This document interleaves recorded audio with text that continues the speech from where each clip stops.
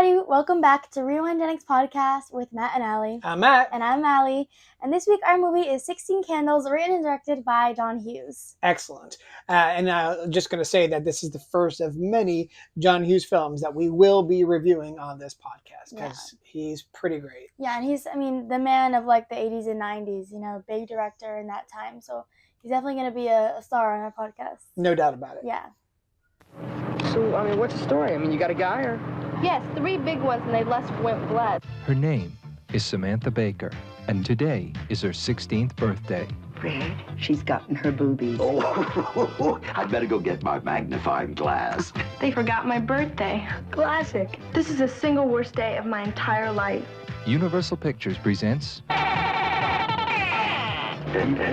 Score, a direct hit. 16 Candles. You say it's your birthday. It's my birthday too. Okay, so that was the original trailer for 16 Candles. Now, I personally, I was about, I guess I want to say 13 when this came out. Let's see, what year did this movie come out? Was it 1986? Let me take a look real quick. So 16 Candles came out in 1984. So I was actually 10 when this came out. 10? I turned 11 at the end of the year, but Okay. yeah. So, I was 10 when this came out. And I remember my brother seeing it in theaters. He was 13 at the time. Mm-hmm. And I didn't wind up seeing it until it was on cable a couple years later. So I was probably about 12 when I first saw this movie. But I remember him talking about it and really liking it a lot. Like he was going on and on about how funny this movie was. Okay. Yeah. It's actually John Hughes' first movie that he directed. Okay. It's not the first movie he wrote. In fact, I think for this particular podcast, at least when we go over casting call, we should definitely go over the director because he's so intricate. Okay. And the success at least for of this movie. episode, yeah. Yeah, you know what I'm saying? Yeah. Cool. All right, so do you want to give it our grades first? Sure, yeah. Yeah, okay. Go ahead. So I gave this an A-. I think it was a really good movie. I did have some problems with it, especially watching it this time. I had something and I was like, wait, why didn't I think of this was a problem last time? But it's a good movie. It's really funny. I like the actual movie itself. I did have some problems, but not major to give it a B or a C. So A- for me. All right, I'm gonna give it a B. Okay. Yeah. If you had asked me this at 12, I probably would have given it an A because it is a funny movie. There's no doubt about it. But there's definitely some problematic things about it, especially when it comes to Jake. Yeah, that's my main. Yeah, we both problem. had the same notes about that. Yeah, well, we'll get to that later. In the meantime, we can go ahead and start with our casting couch. Yeah, let's do casting couch. All right, cool. Okay, so as I said, we should probably just start with John Hughes. All right. So John Hughes, he first came on the scene as a writer. He was a writer for National Lampoon, and movie? The vacation movie? Well, actually, yes. National Lampoon was a magazine, and they based a lot of the stories in that magazine. They made movies out of it, like Animal House and Vacation, which he actually wrote Vacation. Okay, got it. So he actually wrote National Lampoon's Vacation. He wrote Mr. Mom with Michael Keaton. It was a pretty funny movie for its time. National Lampoon's Class Reunion. I never actually saw that. He wrote something called Savage Islands. Never saw that. And then, boom, 1984, he makes his directorial debut by writing and directing 16 Candles. And then after that, boy, he just was on fire. He did The Breakfast Club. He did Weird Science. He did Ferris Bueller's Day Off. Some Kind of Wonderful. Almost all of these movies, I love these movies so for much. Sure. And then he started getting into a little more adult fare with Planes, Trains, and Automobiles, which is going to be our Thanksgiving movie this year, by the way. So if you love that movie like we do, that's going to be... Stay tuned for it, yeah. In November. We're going to be doing that one for sure. He did She's Having a Baby, The Great Outdoors, Uncle Buck. Oh, I love that. Home Alone, which I'm sure he made a ton on. Yeah. That movie was very, very successful. He did Dutch.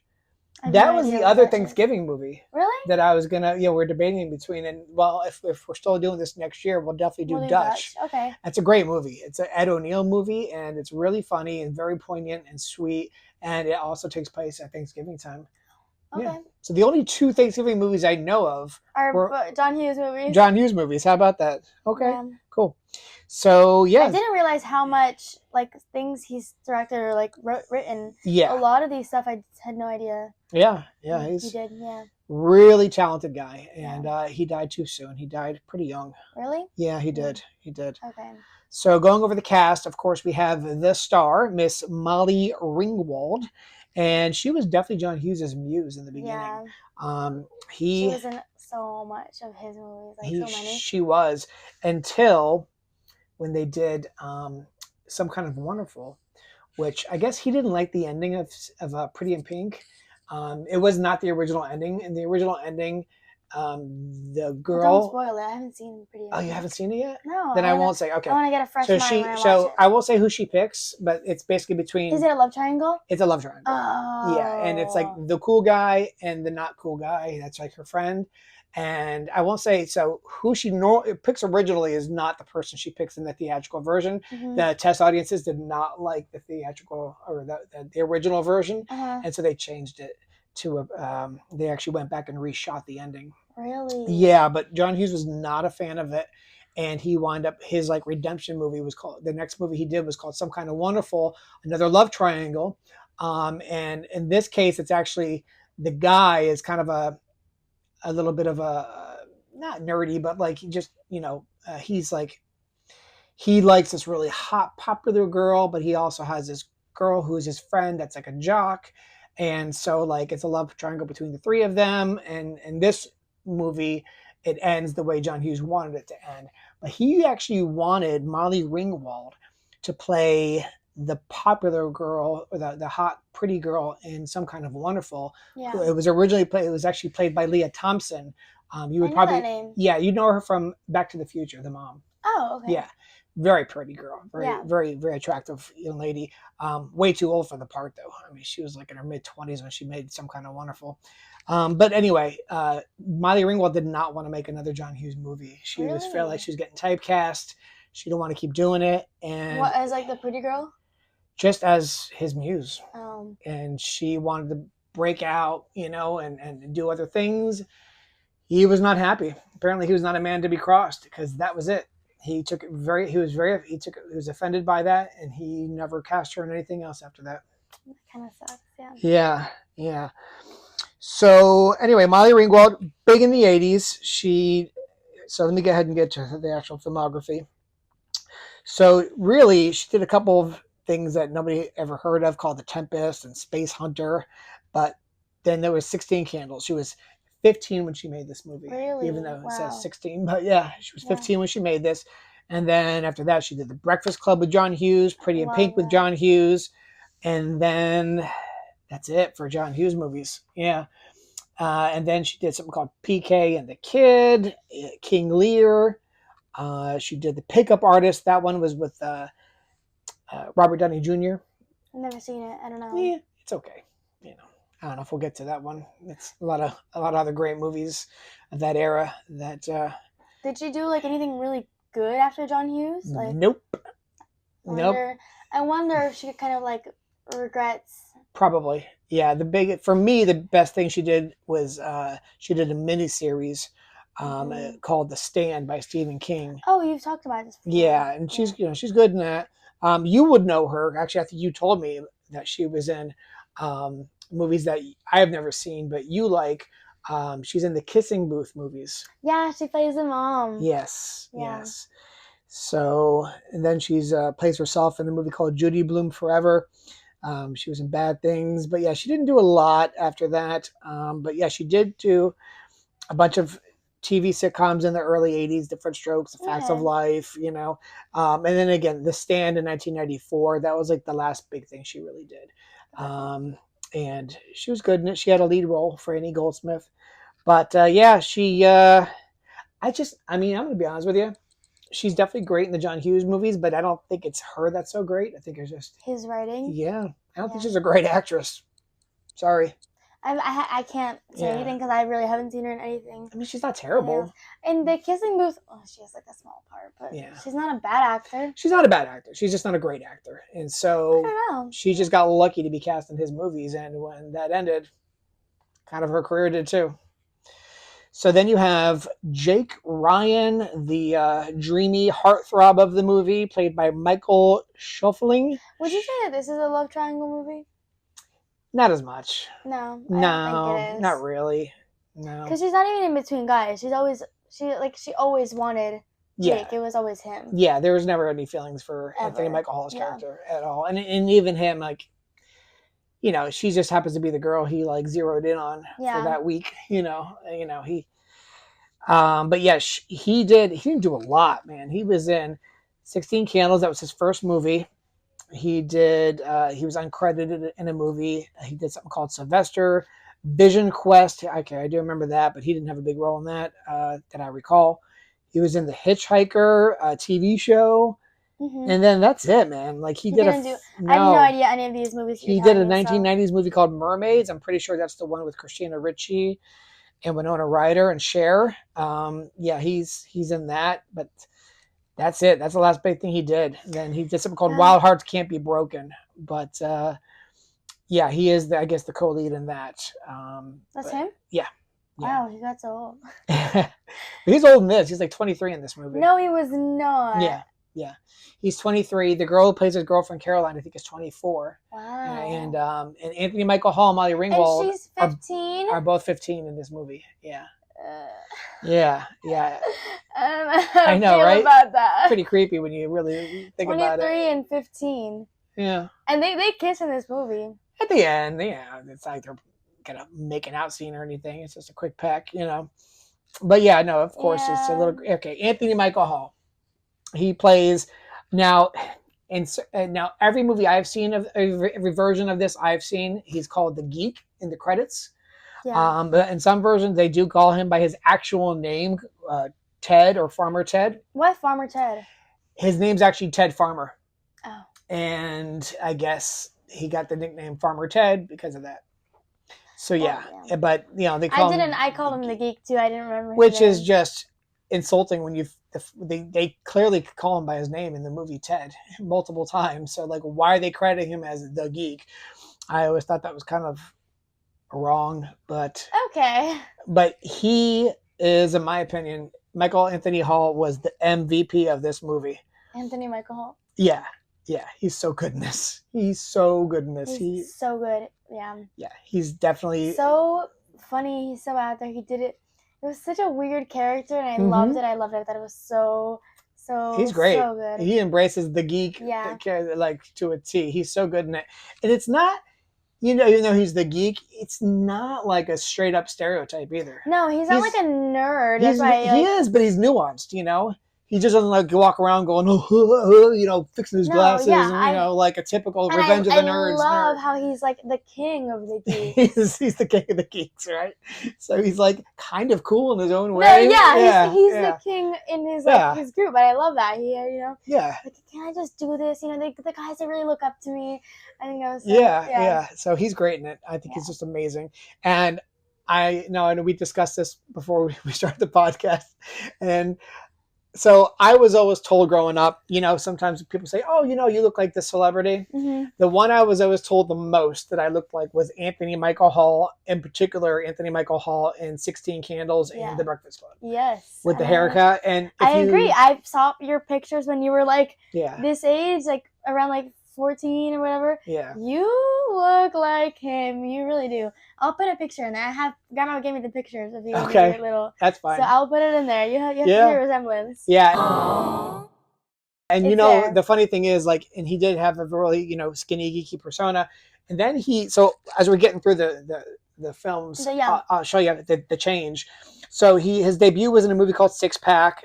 He was one of the kids. There's 6 kids that were hanging out with Kenny Rogers, and there was he was a race car driver, and they were like his pit crew. Yeah, it was an '82 movie. It was cute. I liked it.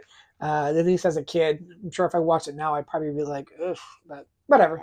National Lampoon's Vacation. He plays Russ, the original Russ. Russ. Yeah, Rusty Griswold. do not remember that. Yeah. He's like, so the funny thing is, like, so he's about 13 in Vacation, and then European Vacation, his character's about 15 or 16. Okay. And then they do Christmas Vacation. It's a new actor every time. The new actor and actress playing the kids every time. Oh, really? Yeah, and then in Christmas Vacation, So weird. all of a sudden he's like 12 again. He's like younger. Yeah. It's like, okay, all right, sure, why not? But yeah, he's So it's the same kids. the same different character, but actors? it's different actors. Yeah. So weird. So he's Rusty, the original Rusty. He's really good in it. He plays Farmer Ted in 16 Candles. Of course, he plays Brian in The Breakfast Club, which he's probably the most known for. You think so? Yeah, probably. I just watched The Breakfast Club. I love that movie. I know you do. I don't understand how you're not like as big of a fan as I I'm am. not. I'm not as in love with it as other people. We'll talk about it more when we do For it. sure, we'll Yeah. get to it very. We're definitely gonna do that. Yeah.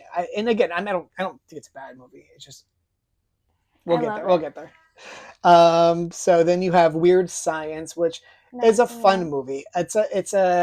Now in this one he's playing a pretty stereotypical geek. Yeah. Yeah, he's a big nerd, and him and his nerd buddy make a girl. They use computers to make a girl, like a science experiment. Yeah. Played by Kelly LeBrock, and it's juvenile. He plays a pretty big nerd in Breakfast Club, doesn't he? Oh, big time. Yeah. Big like time. The nerd.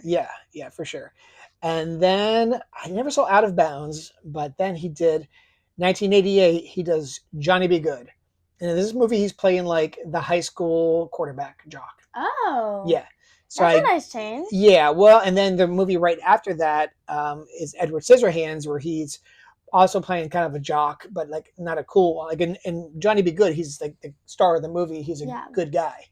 And then Edward Scissorhands, he's kind of a bully. He's like the Winona Ryder's boyfriend who's like a jerk. But in both those movies, he has beefed up. He has put on some muscle. He is like, started eating his Wheaties. And he just wanted to break out of that geeky shell. Why are you looking at me like that? Eating his Wheaties? Yeah. What is Wheaties. that? You don't know what that is? No. Wheaties was a breakfast cereal. They're very, very popular in the 70s and 80s and maybe even 90s. And it was geared towards like athletes. Like it was, have famous athletes on the cover of the box. The biggest, most popular one would definitely be Bruce Jenner. When Bruce Jenner won the Olympics, he was on the cover of Wheaties, and like Wheaties exploded, and so did he in popularity. Yeah. You probably know him as Caitlyn Jenner. Well, now. Yeah, but back then he was still Bruce Jenner and famous for being an Olympic athlete. And he was definitely famous for being on the Wheaties box. Got it. Anyway, so yeah, they said, oh, you've been eating your Wheaties means like, you've been getting strong. But even though it's like just all carbs, it's like the only protein is the milk. But anyway, but that's what it was like. That's how it was marketed. Thank you.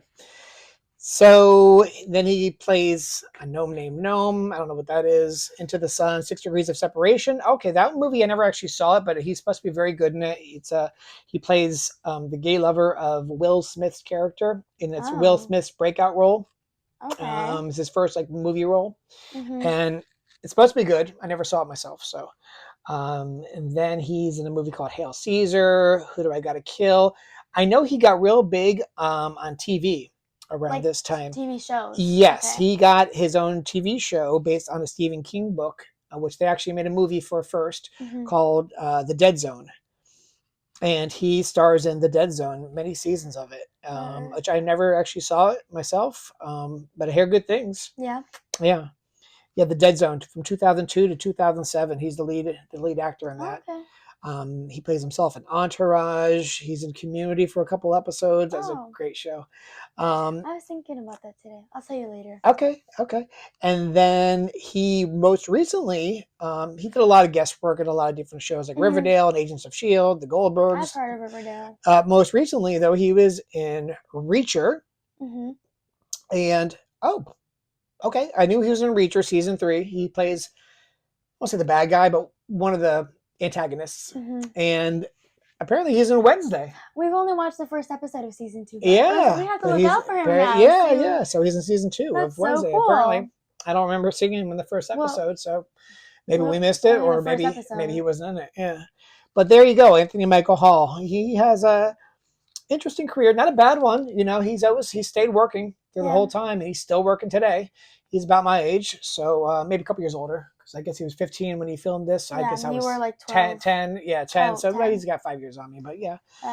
Honestly, this movie does not have like a big cast as far as like the lead roles. No. It's like those like three, and then Yeah, and then maybe Caroline, like the girlfriend, the girlfriend. and then what's his name? Mhm. Long Dong Duck. Yeah, he was actually in quite a few things back in Really? the 80s. Yeah. Yeah, he had a nice little pop of movies. She wasn't in a ton of movies. She was in Who's That Girl? A Shock to the System, Gremlins 2, The New Batch, Home Alone 3, the one nobody saw. I never saw that. Nobody did. Rick, The Baxter, Joshua, Cherry Crush, Adam. I've never seen any of these or Me even neither, heard of them. Yeah, she didn't have a big career. This was probably definitely her peak. biggest, yeah. For sure. Then you have Long Duck Dong, played by Getty Watanabe. Watanabe, sorry, Getty Watanabe. You definitely butchered that name. I sure did. He was pretty popular in the 80s. He was in Gung Ho. I remember that. Let's see. So he made his breakout in 16 Candles. Then he was in a movie called Volunteers. That was a Tom Hanks, John Candy movie. Gung Ho. He has a big role in that. That's a Michael Keaton movie. Okay. He was in Vamp. He was in UHF. Gremlins 2, The New Batch. Oh, he was in that with Caroline. Oh, Caroline. Yeah, okay. Boys on the Side, a Drew Barrymore movie. Perfect Alibi, That Thing You Do. Oh, wow. Okay. Yeah, that's a good movie. I never know these movies. Mulan. He was a voice in Mulan. He played Ling. He was in just real quick uncredited role. Yeah, he barely in it. Asian Tourist. Yeah, Asian Tourist. Gee, that's something to put on your resume, huh? Yeah. So yeah, he was in Slackers. He did a lot of little stuff. Mulan 2, Two for the Money, Forgetting Sarah Marshall. He's a hotel manager. Okay. Yeah. Scooby Doo, The Samurai Sword. All right. So he's still working today. He was just in Kung Fu Panda 4 as a voice. Okay. Yeah, so he's still doing things. Not that they're like big, but you know. He's not living under a bus, so that's good. Yeah. Or living under a bridge. I think it's under a bridge. It is under a Why would it bridge. be under a bus? I don't know. I'm under a lot of pressure with this podcast, What do? You literally just talk. I edit everything and post. You print out the trivia facts. I do. Good job. And I usually pick the movies. Yeah, but I help. Yeah. So, listen, I've been coasting through life with my good looks, so, this doesn't change now that I have kids.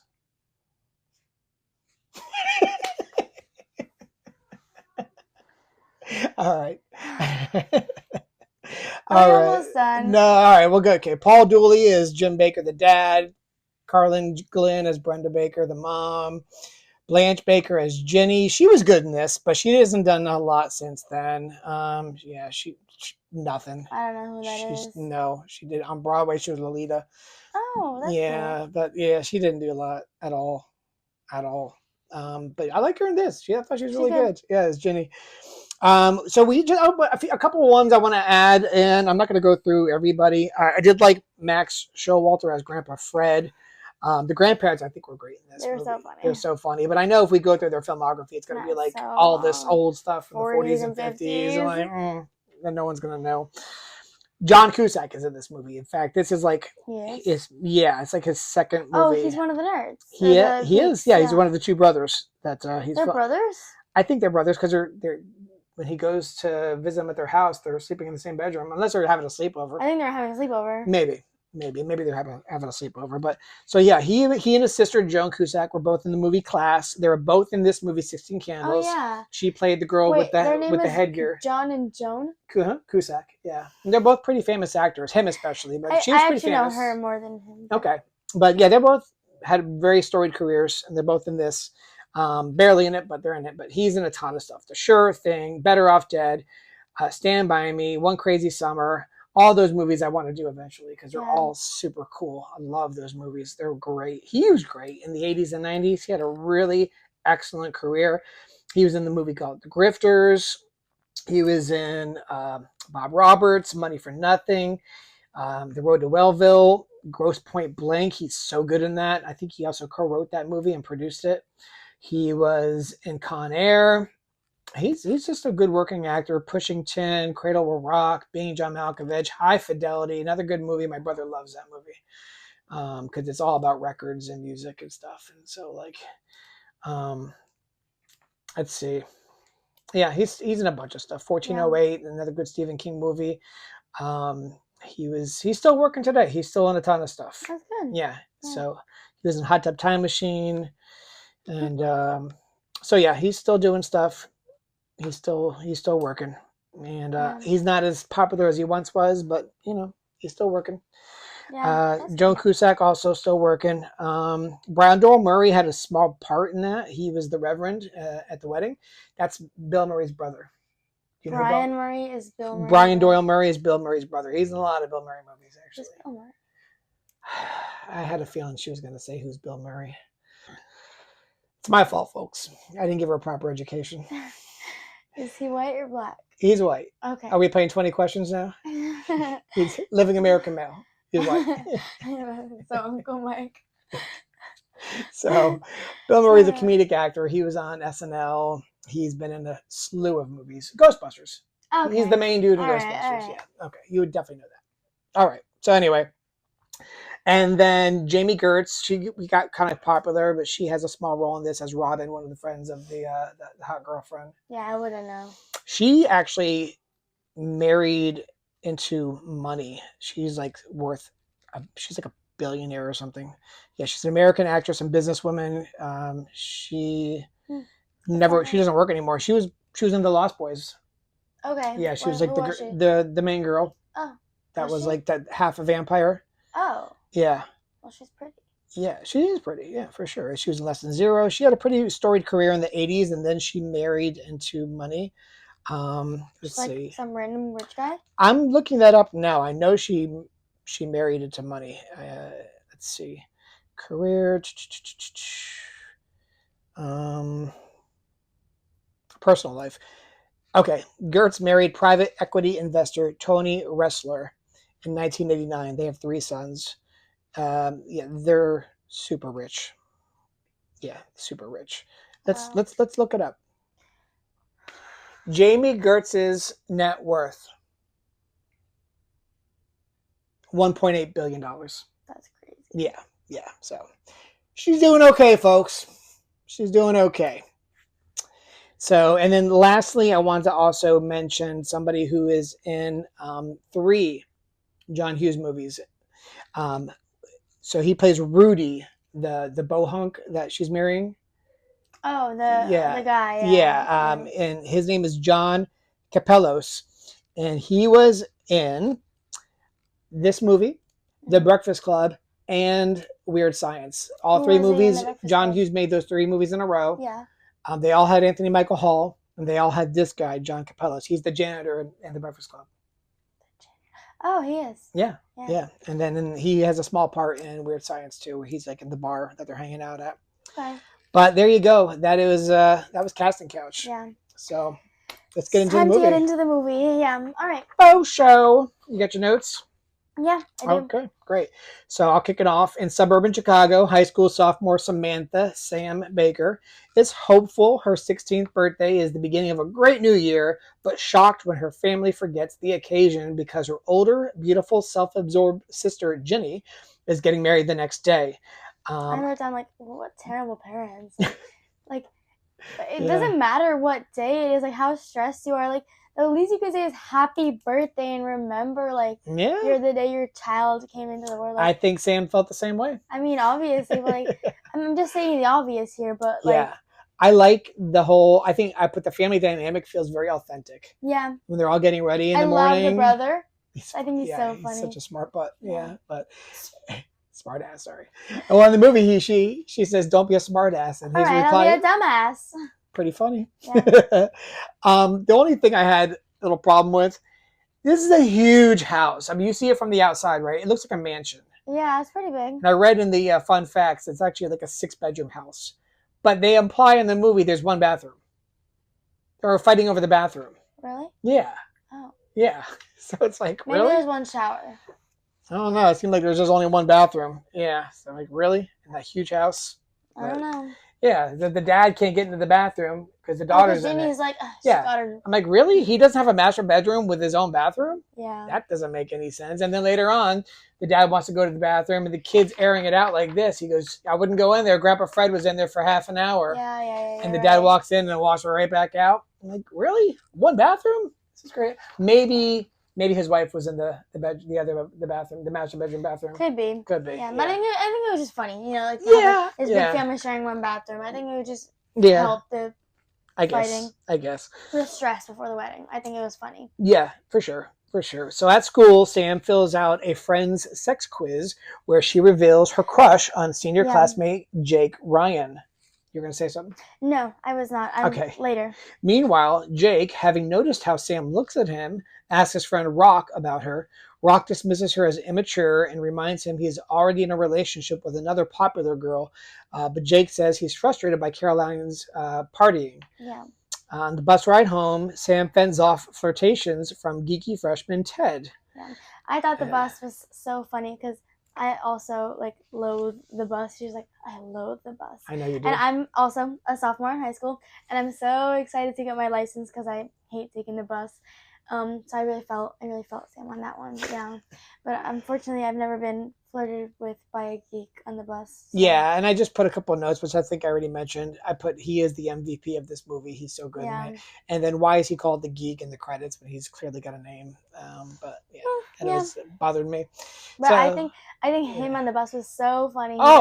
Such a great job, introducing the character. The music, yes. Dun, dun, dun, dun, dun, dun, dun, dun. He's walking down the hall. I think it's so funny. He's so good through the whole movie, and it's a great way to introduce the character. Yeah. He's so good. At home, Sam's day gets worse when she discovers that she must sleep on the sofa because her grandparents and a foreign exchange student named Long Duck Dong are staying for the wedding. So I put in here, both sets of grandparents are hilarious in their own way. They're really good. I put down, it was so awkward to see your grandpa in his underwear, standing in your room. Your bedroom. Yeah. Yeah. And then of course she's like, how you guys been? And they immediately start in with the complaints.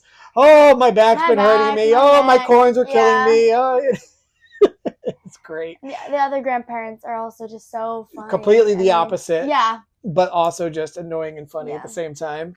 And the grandma feels her up. I can't believe I just got felt up by my own grandma. Yeah. Oh, and they're so perky. Yeah. It's like, oh no. You just want to cover your face. You're like, no. And then I love her line, though, after she sees the first sets of grandparents. Mm-hmm. When she's asking them, do I seem any older to you? Even throwing them some bones. And they're like, no. And she's like, grandparents forgetting birthdays? They live for that bleep. It's so funny. And then Long Duck Dong, I wrote down, this is such a racist character. I put a little racist of a depiction. Yes, of course. A little. The gong. Every time he's walks into a room, he's like, gong.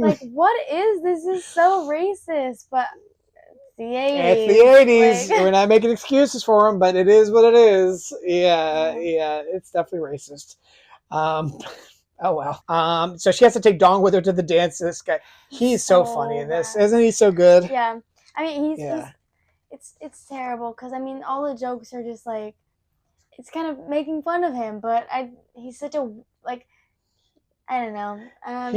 He gets such confidence in the movie though. Yeah. When he gets the girlfriend right away. Yeah. And she's this jock.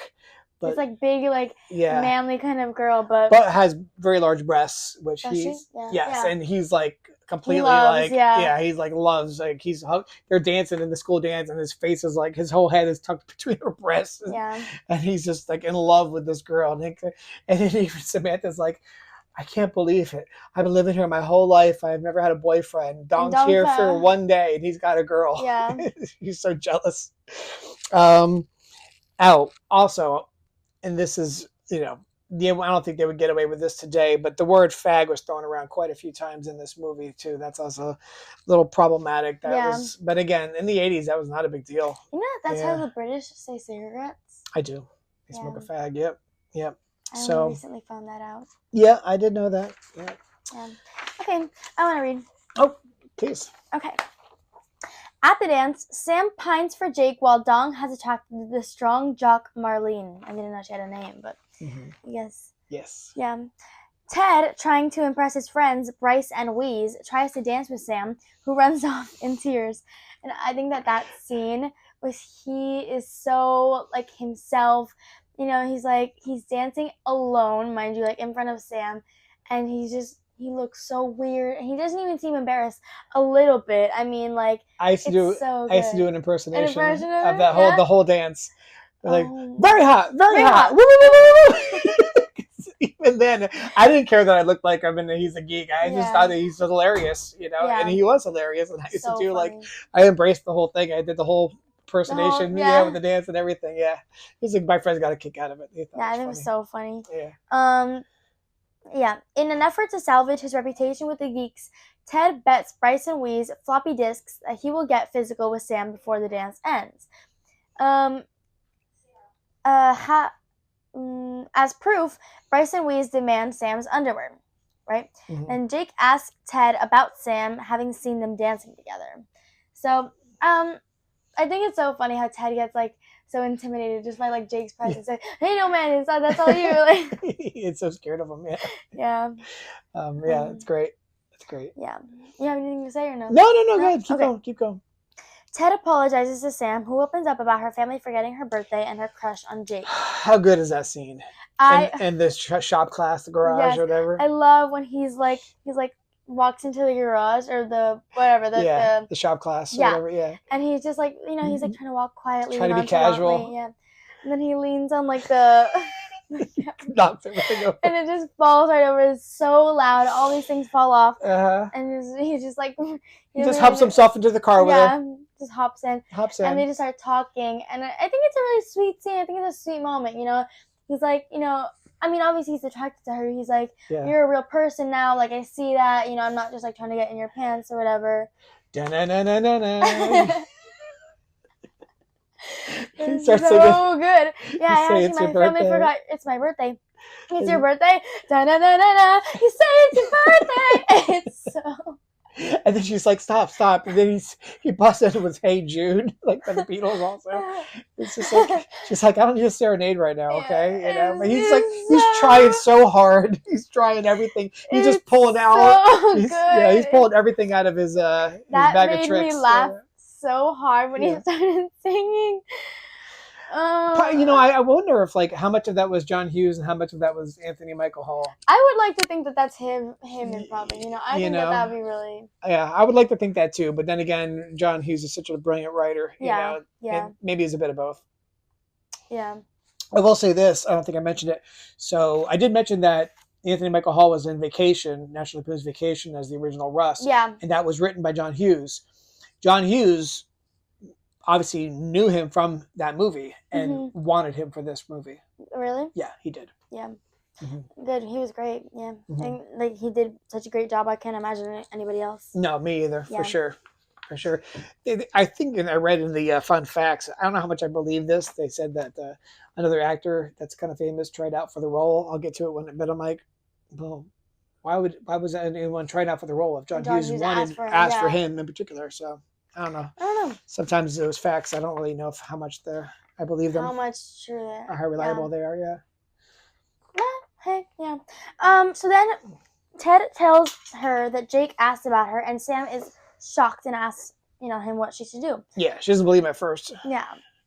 Despite his interest in Sam, Ted encourages her to talk to Jake, and she agrees. Before she leaves, he gets her underwear to win his bet. And he, Bryce, and Wheeze charge other freshman boys $1 to see it. I actually love that. He's like, before I go, can I actually ask you something? And then afterwards, I love she's like, I gave my underwear to a bunch of nerds, and I just think it was so funny. So. I think that scene really shows what good people the two of them are down to. Yeah. Because, even though he likes her and has a crush on her, as soon as, she asks him advice on Jake, he was completely unselfish and was like, you know what? I think you should go for it. The guy clearly likes you. Like, he's trying to help her with her crush, even though he likes her anyway, Sam tries to approach Jake, but loses her nerve. He threw out, the coat hangers, and he, smiles at her, and she just She just like looks at him like he's got two heads, yeah. and then walks Then away. Jake and Caroline leave the dance, leaving Sam thinking that Jake doesn't like her, and vice versa. Yeah. Then at Jake's house, Caroline and her friends started a wild party, which he said before he doesn't want. He's like, Yeah. she's like, "Are you sure? It's just a couple of friends." He's like, "Yeah, like no worries, just a couple people, it's a small hangout," and it's like this huge like party. And Jake is obviously angry with her. He's like, "Caroline, I said I didn't want like that many people," and he goes to his bedroom and he tries to call Sam. And I love this. I wrote down, I love when the grandparents talk to Jake, Yeah. because he calls them like a bunch of times, And what does he say originally that makes? So he's waiting. Nobody picks up. So as he's hanging up, the grandma picks up the phone, and he just goes, "Eat me," and hangs it up. Yeah. And she's like, and then the grandpa says, "Well, what did they want?" She goes, "Sex." It's like, oh, no. Yeah. So then he calls back like a couple more times, and like the one time he calls, he's like, "Hey, can I talk to Sam?" They're like, "No, you may not." I was like, he wants to talk to Samantha. So funny. Give me the phone, and she takes the phone. Now you listen here, mister. And they give him a whole lecture. My granddaughter Sam is smart enough never to go out with a foul-mouthed hooligan like yourself. Yeah. Yeah. So funny. They're great. The grandparents are really good. Yeah, basically tell him that Sam's not interested, he's not going to go. Then after the party, Jake is furious, and the home is, like, destroyed. Trashed. They destroy his house. Yeah. It's so bad. Yeah, it looks terrible. And then he finds Ted under a table, and they start That's talking. how funny is that when you see him? He's like suffocating in the glass table. Yeah. It's so good. All right, you can go ahead. Okay, yeah, because I got a lot of notes on this part. I noticed that. So they have like a talk, the two of them, and yeah. So this is where we start complaining.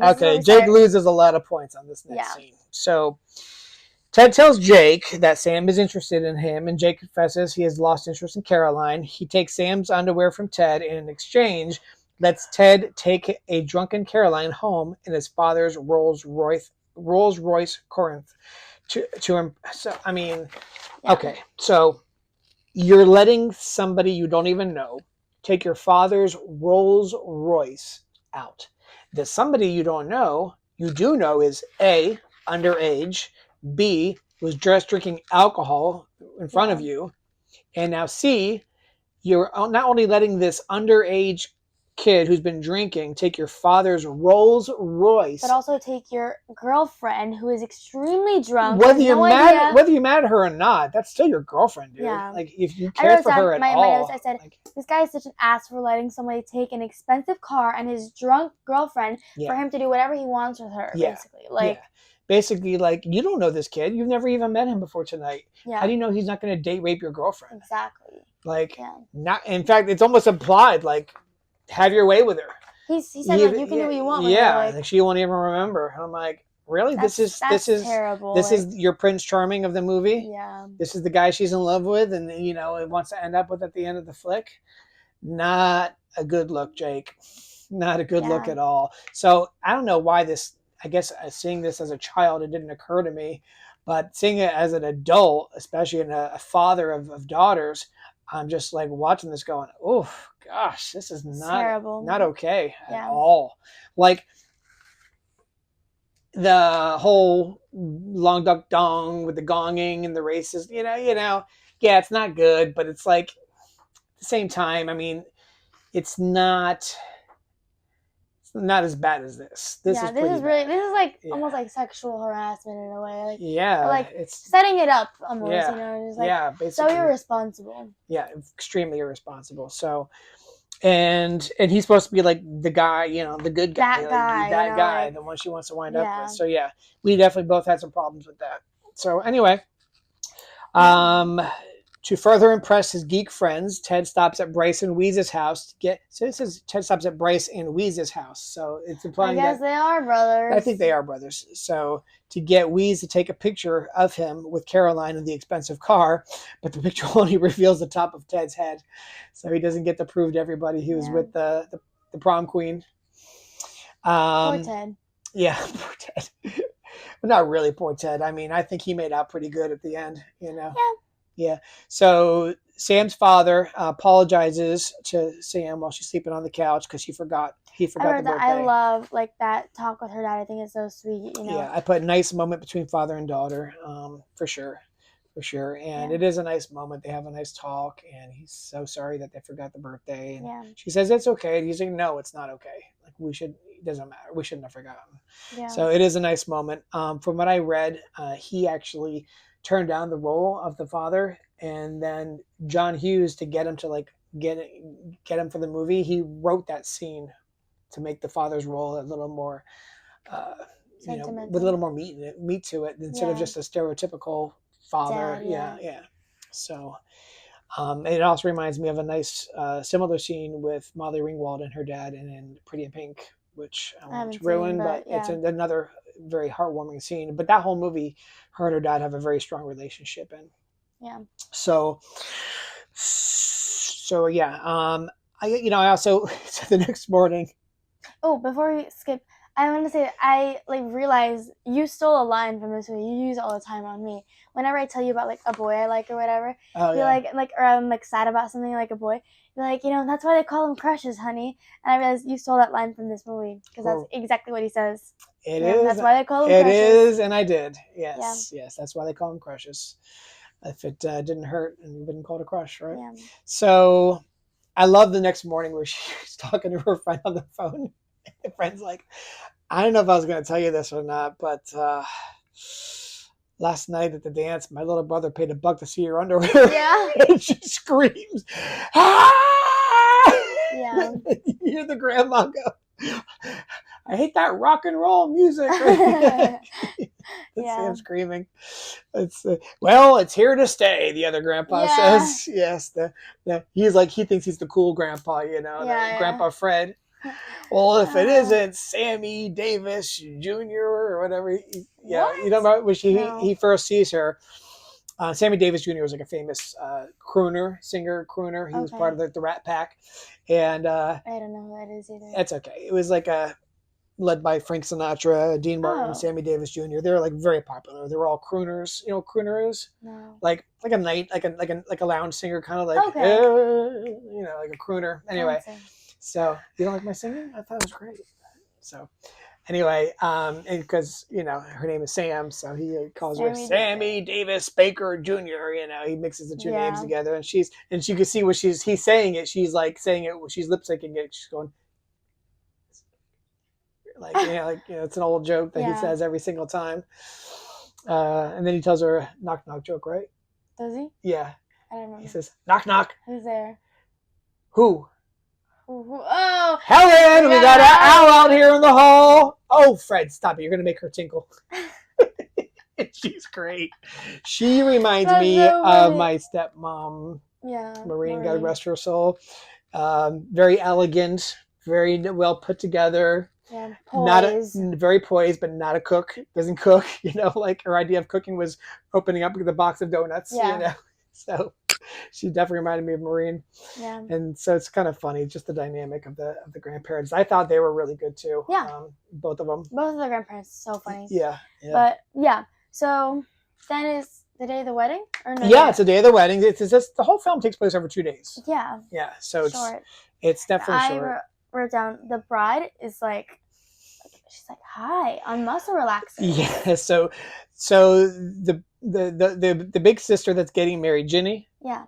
Had got her period. Bad timing for the wedding. And I think the little brother goes like, oh, the honeymoon should be fun. Should be interesting. Yeah. And then, so I guess she's got bad cramps. So the mother's she took a muscle relaxer, and then she goes, try 5. Try 4. Yeah. Yeah. Anyway. I thought it was 5. I'm pretty sure it's 4, but. I'm pretty sure it was 5. Okay. Well, audience, you watch the movie and you decide. So, anyway. So yeah, she's high as a kite. Yeah. She's so bad. Imagine and it makes for a lot of laughs. Looking back on your wedding day and being like, I don't really remember. I was high on muscle relaxers. Yeah. But the whole romance between her and the guy, it just sounds so terrible. Oh, I love it. Like she doesn't love him. He doesn't love her. She's like, I've had men love me before, but not for 6 months in a row. It's like, So, oh, so really? toxic. Yeah.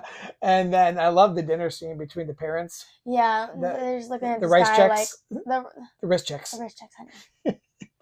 And like the way the guy is talking, he sounds like he's a mobster, right? Yeah. Yeah, he's I like know. a He sounds part-time like such a gangster. terrible guy. Yeah. Like, Yeah, and then the wife's like even worse. She's like, "You do shots?" She's like, "Good, yeah. woo!" You know, Yeah. they're just like, "Oh, this is so cringy," and they're so straight. They're so like worried. I mean, I would Yeah. be too. Like, this is the guy you're marrying? You know? Exactly, and then he's like, you know, and he's right there at the dinner table, and he's like, "Oh, I can still look, can I? I just can't touch." I'm like, really? That's what you're gonna say in front of her dad? Yeah. I mean, first off, why would you say that in front of your bride anyway? You know, your fiance. Then you're gonna say it in front of her parents too, like, and like it's like just funny. It's okay. Yeah, they're so. Yeah, I don't know. Yeah, they're pretty awful characters, which they're supposed to be. So yeah, it's the day of the wedding, and the whole family piles out into the cars to go, and they see Long Duck Dong laying in the grass, and I love that scene. Yeah. It's wrong. He's like, "Is he?" I think the grandma's like, "I think he's dead." Yeah. And he's like, "Oh, he's drunk." The grandpa friend's like, "Oh, he's drunk as a skunk." Yeah. And then the other grandpa says, "Dong, where is my automobile?" To which Dong replies, The lake? The river? "No." He says, "Automobile?" Oh. Then he says, "Psh, psh, lake, Yeah. big lake." Yes. So, I might have seen this movie a few times. You can keep going. So they leave. I guess they drag Dong into the house. Yeah. And they leave, and then Jake arrives at Sam's house, and Dong is the only one there. Oh, So, before he arrives at their house, he actually finds his dad's Rolls Royce in the parking with Caroline and Ted making out. Yeah, they were making out. Yeah. Oh. And I'm pretty sure they were just talking. They do kiss. Okay. And I think he pulls up right when they're kissing. Yeah.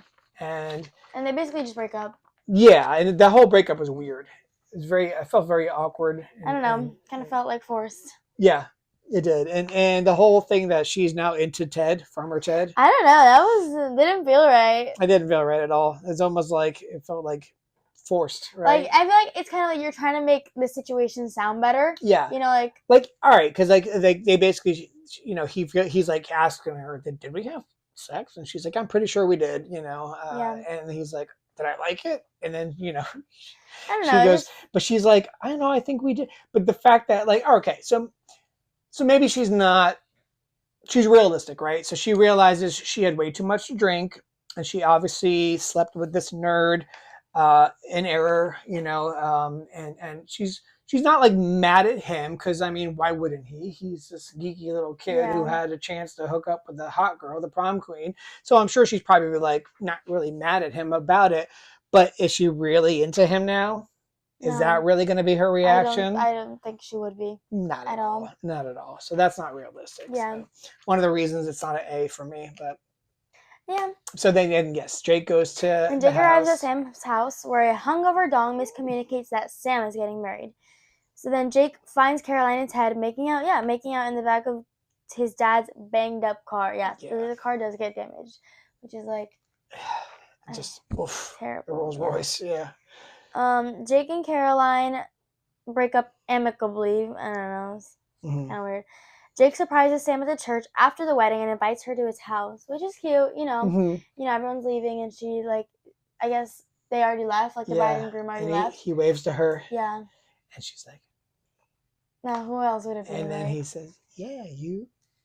It's a nice part, and I like the music. Yeah. The music's really good. Yeah.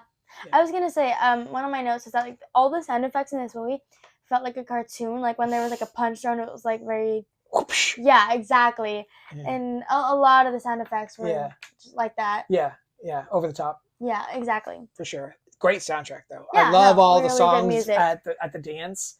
They're all like, they play a lot of really good ska music in that. Are you familiar with ska music? It's like reggae mixed with rock. Yeah, exactly, right, yeah. Mm-hmm. And I kind of know it. But yeah, I think they're playing like the specials or the English beat or maybe both. But yeah, a lot of really good 80s music is played in this movie, and that definitely helps for sure. It's a great soundtrack. But even this, that's not even a song at the end, though. It's just the music they're playing with when the two are hooking, getting together. Yeah. Then Jake gives Sam her underwear and a birthday cake with 16 candles. What's the name of this movie? 16 candles. Okay. He tells her to make a wish, and she said it already came true. And then that's a good line. Yeah, that's a good line. It ends very nice. The boyfriend who I love the ending. Let his last girlfriend get date raped by a stranger. Yeah, she winds up with him. Sorry. Yeah, it's cute. I like it. It is a nice ending, but again, I couldn't get past the whole like. You're supposed to think this guy Jake is a good guy, and this is the guy you want her to end up with, and yet, he's letting this kid drive off with his girlfriend drunk in his dad's Rolls Royce, and it's like, oof, that's a bad look, Jake. Yeah, but yeah, it is what it is. It is what it is. It's a movie, and I think it's about time for some fun facts. Yeah. All right. All right, guys. So this is fun facts. I will kick it off. Anthony Michael Hall and Molly Ringwald initially disliked each other. So John Hughes took them to a record store and they bonded after they found out they liked the same music. Mm-hmm. One of the groups they liked was the Rave Ups, which Molly scribbled on Samantha's notebook. So the girl who plays Brenda, Carolyn Glynn, confronted John Hughes about the fact that the script didn't call for her to apologize for forgetting her daughter's birthday. So that's the mom. Yeah. So despite the fact that her character was described as a good and attentive mother, Hughes agreed and added the scene where Brenda tearfully apologizes to Samantha. I don't even remember that. The next morning, after she had already spoken with her dad, the next morning, I guess she sees Sam. She's like, "Oh, Sam, we forgot your birthday." And then she says to the little brother, "Hey, we forgot your sister's birthday." And he just laughs and goes, "Classic." Yeah, he's sorry. No, he's not. Yeah, he's the small role he has. That little brother's really good. Yeah. Yeah. He was also just fun fact. Was it? My own fun fact. What? He didn't do much, that kid, but before this movie, he was like a 4-year-old boy in a very famous movie called Kramer versus Kramer. It's about a divorce, and they're like fighting for custody for him. Oh. Yeah, it's a sad movie. Dustin Hoffman and Meryl Streep. So he's a little boy from Kramer versus Kramer. Wow. There you go. The movie's costume designer begged Molly Ringwald not to wear the hat she wore in the beginning of the movie. She insisted. After the movie was released, teenage girls started wearing their hats tilted back like that. I don't even remember the hat she wore. I barely do, but I do remember the beginning of the movie when they're showing all the high school students walking. Yeah. And you asking me, like, did they really do that? Like when they're like they have their hands in each other's back pockets.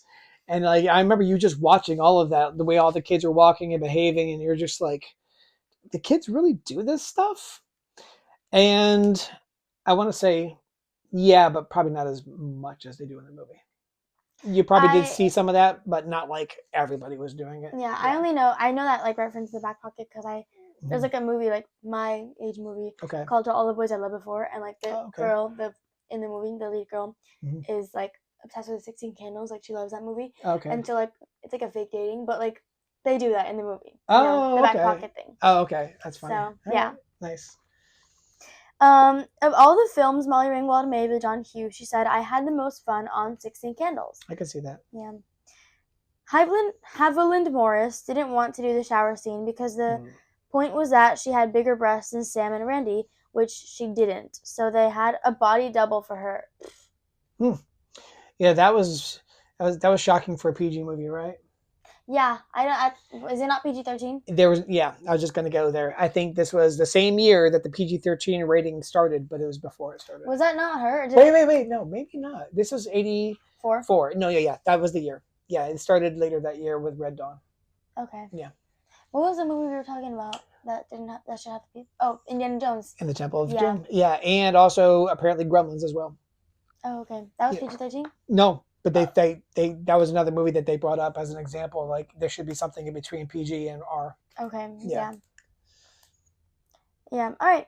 Yeah. Good. Okay.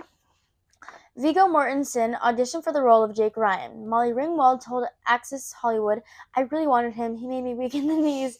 He really did." Do you know who that is? No. Well, I forgot that he was even in the fun facts, but the fact that I wore this shirt is apropos, because this is one of my many Lord of the Rings t-shirts, because I'm a Lord of the Rings nerd, as you can see by my Lord of the Rings bobbleheads in the background. And Viggo Mortensen is Aragorn / Strider, like the main hero. He is cute. Yeah, he's not a bad looking dude for sure. Great actor too. But yeah. So anyway, I don't like Lord of the Rings, but I'm so happy because they're in the 2000s, so we don't have to review them. Yeah, well, folks, nobody's perfect. So, all right. Samantha's room was listen. I got her on board with Star Wars and Marvel and indie. 3 out of 4 ain't bad. I just couldn't sell her. There's only so much you can do. I couldn't sell her on Lord of the Rings, man. I tried So hard. boring. I tried so hard, but maybe when she's a little older, she'll appreciate it more. So Samantha's room was a set built inside the high school where they filmed the dance. So this was interesting. In the book called "You Couldn't Ignore Me If You Tried: The Brat Pack, John Hughes, and Their Impact on a Generation," Molly Ringwald says that because she and Anthony Michael Hall were too young to entertain themselves at bars and nightclubs, they often spent their Saturdays off from filming 16 Candles, crashing the bar and bat mitzvahs that were going on at the reception halls near them where they were filming. That's funny. Yeah, cool. I like that. I still think it's so crazy.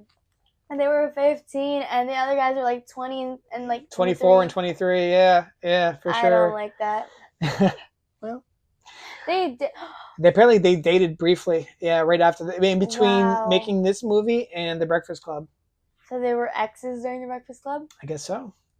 Yeah. That's really funny. Yeah, for sure. I did mention that this was John Hughes' directorial debut. So the same moving shot of the exterior of the high school was used for the beginning of this movie, as well as at the end of Weird Science, 1985, which was his next. Well, No. it was it's Breakfast Club and then Weird Science, yeah. But they were just cranking them out. Yeah. So the same people can be seen making the same movements in both movies. Haviland Morris is that's the girl who plays the girlfriend. Caroline, yeah. She's actually a natural redhead, but John Hughes only wanted one redhead in the movie, Molly Ringwald. So therefore, she dyed it. No, she has a wig on. Really? And you can tell it's a wig. I couldn't. I honestly, you know what I actually thought until I read this? I thought they were using her real hair, but then after the scene where they cut her hair off, when it was trapped in the door. That I thought they used a wig. Yes, well they did, but apparently the hair before that was also a wig. Oh. Yeah. So I just assumed they were using I thought a wig. It was a wig, but I thought it was not because like her hair, like I thought it was a wig because of the cut hair. Me too. Yeah. But apparently it was a wig before that too. Oh, yeah. Okay. Well, I didn't notice that. Yeah. Neither did I. So Long Duck Dong, aka Getty Watanabe, says the gong sound effect wasn't included in the script. He says, "I think the gong was something they added. Somebody must have had a few beers." Interesting. Somebody must have been a little racist. Or that. There's that. Yeah. Somebody might have been a little racist. Yeah.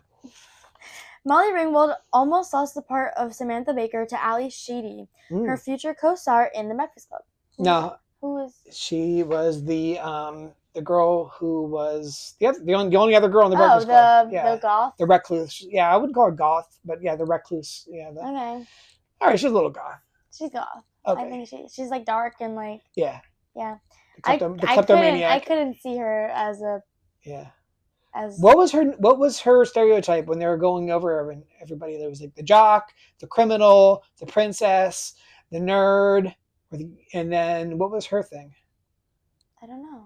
I don't know either. I mean, that's gonna like drive me crazy now. Yeah. So, guys, if you're watching this and you know the answer, please comment. Please comment down below. Let us know.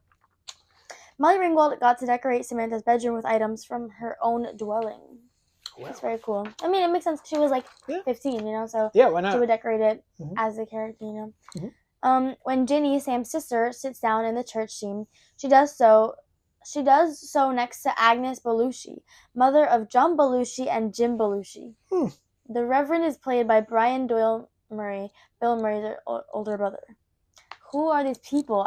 Agnes Belushi, John Belushi, John and Jim Belushi were both brothers. They were both on Saturday Night Live. John Belushi was first. He was very good, very famous. He was like Chris Farley. He died. He was overweight, and he died of a drug overdose and a heart attack. And he was just died way too soon. But he was very funny, and he was like the star of Animal House and a few other big movies. The Blues Brothers with Dan Aykroyd, who was also in Ghostbusters. Yeah. And then his brother Jim Belushi, who was okay but not as talented, he wound up also getting on SNL and also making some movies. But he was always in his brother's shadow for sure. Yeah. Okay. And rightly so. So, sorry. He's okay, but he's not his brother. So John Hughes cast Molly Ringwald after seeing her headshot. This is a little creepy. Inspired by Ringwald's appearance, he put it up over his desk and wrote the film just over a weekend with her specifically in mind for the lead role. The fact that he did that and that she was his muse for these movies, and she was 15. I don't know. It feels like a little stalkish, pedo. stalkerish, like a little what? Pedo, like. Yeah, it's a creepy, like pedophile-ish, yeah. Yeah, that's what I'm saying, pedo. Like, it feels like this is a 15-year-old girl, and you're like writing movies and like putting her in all your movies, like based off of like. That would be like somebody. I'm like, he wasn't quite as old as me, but like that'd be like somebody in their mid 30s or late 30s, seeing your headshot. Yeah, exactly. You're 15 and going like, oh, putting your headshot up and then writing a whole movie about you and then trying to use you for every single movie he makes thereafter. Yeah, I don't like it. Yeah, I don't like it either. Sorry, John Hughes. We love your work, but I don't know. Maybe it's not as weird as it seems. I hope not. Yeah, I hope not. So, in a recent podcast with interviewer Michael Rosenbaum, you don't know who that is, but he played Lex Luthor on Smallville. Lex Luthor? Uh-huh. You know who Lex Luthor is? Isn't that a Batman villain? Close. Superman villain. Oh, okay. Yeah. I'll take it. He's probably in a Batman. I'm not a big DC fan, but... It's okay. So anyway, Anthony Michael Hall, who was on his podcast, admitted when the catacall of teen actors showed up to be cast as extras in the movie, John Hughes told Hall to just pick two of them to be your buddies. They're your buddies, you choose them. So Hall then did in fact choose the actors who would play Bryce and Wheeze, Farmer Ted's wingmen in the movie. This is amazing because Bryce was played by none other than John Cusack. This means that John Cusack owes a big debt of his career to Anthony Michael Hall. He said, I don't even think he's aware of this, Hall said in the interview, which interesting because Cusack actually went on to be a much bigger star than Anthony Michael Hall. So, Anthony Michael Hall is the one who started him. Apparently, according to this. So according to him. Yeah. So they didn't have enough money to air condition the gym, so it was over 100 degrees during filming. It was so hot that Haviland Morris, Caroline, changed dresses between takes due to all the sweat. They do look pretty sweaty, right? When she's hanging out with her friend and on the bleachers. Yeah. Or like her bangs are sticking to her forehead. Yeah, the friend looks real sweaty, doesn't she? Yeah. Like her friend's like guy she's hanging out with. Yeah. And when he's like scram. Yeah, he's like, she's totally serious, but like. So does he say that? He does. Ew, that's so cringy. Yeah, because when she's like, tells it for Farmer Ted, she goes, "Get the hell out of here." She goes, "Geek, can I be honest with you?" He goes, "Not if you're going to insult me," which is great. Come back. Not if you're going to insult me. I love that. And she just laughs. And she says, "Get the hell out of here." And he's like, hey, nice manners, babe. And then that guy he snaps his finger like this. He goes, "She's totally serious, but look," or ass wipe or something like that. Yeah, it's like, oh, you're tough. Yeah, Timmy Tough Knuckles. Oh yeah, I love the snap. Yeah. So anyway, Michael Schoeffling, Jake, was so shy during his audition it almost cost him the job. But producer Michael Manning said he was so stunning and dreamy that we cast him. Okay. All right, the Rolls Royce, which Jake lends to Ted, it apparently was owned by John Hughes, a friend of John Hughes' father. Okay. If they trashed the Rolls Royce. Yeah, well, I doubt they actually trashed his car, but anyway, Samantha's dad's car has the license plate V58, which stands for Vacation 58. a story written by John Hughes for National Lampoon's Vacation, which served as the basis of the screenplay for National Lampoon's Vacation in 1983. John Hughes wrote the role for Ted Farmer, especially for Anthony Michael Hall, having worked with him on Vacation. The original soundtrack was released as a specifically priced mini album containing only 5 songs. However, the movie actually features an extensive selection of over 30 songs. Wow. Yeah, for sure. It's a lot. Based on his performance as another father character in Breaking Away, Paul Dooley was offered his role in this film but turned it down as he felt the character was just a stock dad character without much development. Dooley said it's typical if you turn down a role, you get offered more money, but turned it down again due to the character's development. John Hughes called Dooley personally and told him that he wrote a scene with Dooley and Ringwald's character, which became an iconic moment in the film. Dooley said later on he'd have viewers come to him and tell him that they wish he were their father based on the scene. I think it's really cute. I love that scene. It is a nice scene. Yeah, I like the dad in this. But I agree. Like without that scene, he would have totally been like he said, a stock dad, not interesting, not relevant. Yeah, exactly. Yeah. During the scene at the dinner table, many of the younger cast members can be seen trying to hold back laughter or smiles. This was due to the fact that while filming, Watanabe was doing things off camera while reading his lines. According to Molly Ringwald, one of the things he did was stick grapes up his nostrils.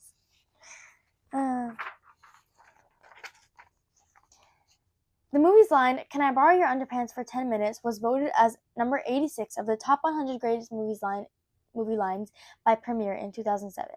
Really? Okay. I don't know if it's that great of a line, but I think it's really good. Yeah, but top 100 movie lines, that's stretching it. So. Well, it's number 86. Apparently. So Samantha says that Caroline must have flunked 9 grades because of her mature figure for a high school student.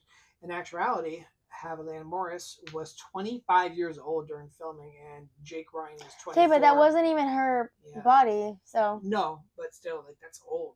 Yeah. So there's a cafeteria scene that's only included in the televised broadcast. It was never in the theatrical version or the VHS or DVD versions, which I never saw. Yeah.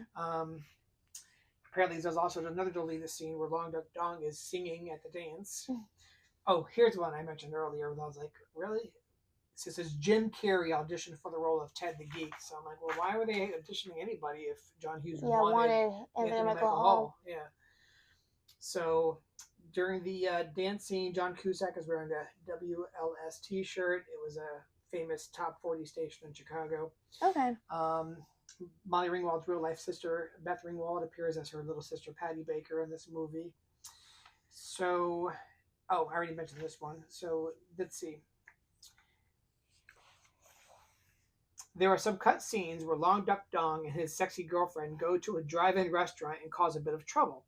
These scenes were later cut, but explains why there is a tray on the side of Grandpa's car. Okay. All right.